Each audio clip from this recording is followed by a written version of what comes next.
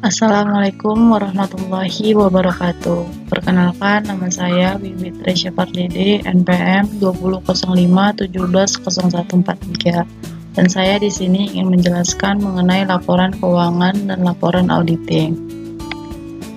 Apa itu laporan keuangan?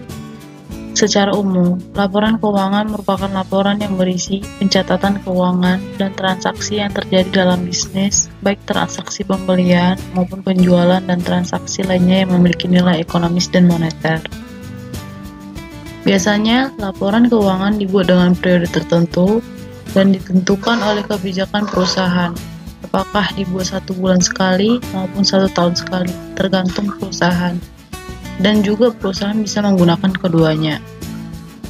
Laporan keuangan dibuat untuk mengetahui kemampuan finansial perusahaan secara keseluruhan sehingga para stakeholder dan pengguna informasi akuntansi bisa melakukan evaluasi dan pencegahan dengan tepat dan cepat. Jika kondisi keuangan perusahaan mengalami masalah ataupun memerlukan perubahan. Jenis-jenis laporan keuangan. Yang pertama ada laporan laba rugi, yang kedua ada laporan arus kas, yang ketiga ada perubahan modal, yang keempat ada posisi keuangan, yang kelima ada catatan atas laporan keuangan. Di sini saya mengambil contoh dari PT Papros. Yang pertama ada laporan laba rugi. Laporan ini dibuat untuk menjelaskan kondisi keuangan perusahaan pada periode tertentu, maka dari itu sebagian besar laporan dikerjakan di akhir tahun ataupun di akhir bulan. Yang kedua, laporan arus kas, catatan keuangan yang berisi informasi tentang pemasukan dan pengeluaran selama satu periode. Yang ketiga, laporan perubahan modal. Laporan perubahan modal atau laporan perubahan ekuitas adalah laporan yang berisi informasi mengenai perubahan modal akibat penambahan dan pengurangan laba atau rugi dan transaksi keuangan pemilik modal. Yang keempat, laporan posisi keuangan atau neraca. Laporan sistematis yang mengenai aktiva, utang, serta modal dari suatu perusahaan pada suatu periode tertentu. Yang kelima, catatan atas laporan keuangan.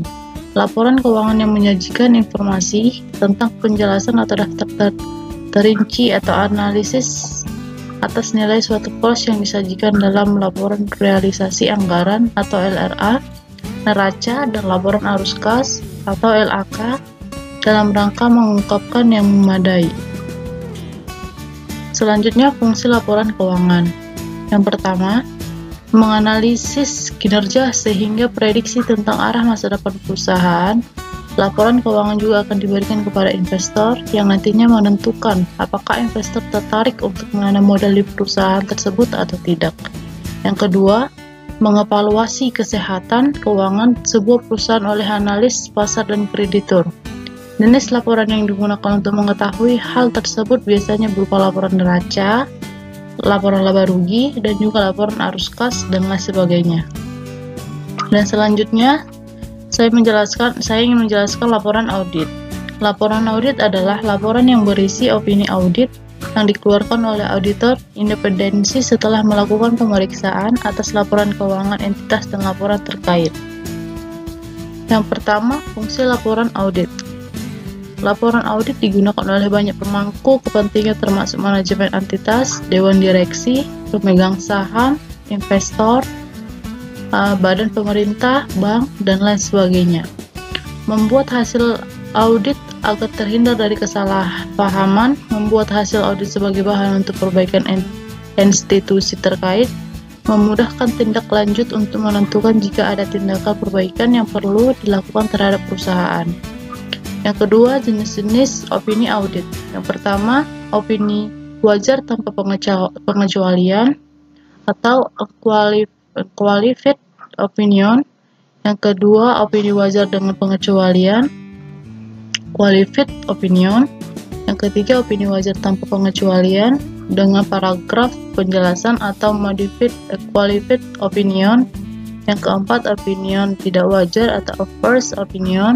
Yang kelima, opinion tidak menyatakan pendapat atau disclaimer of opinion.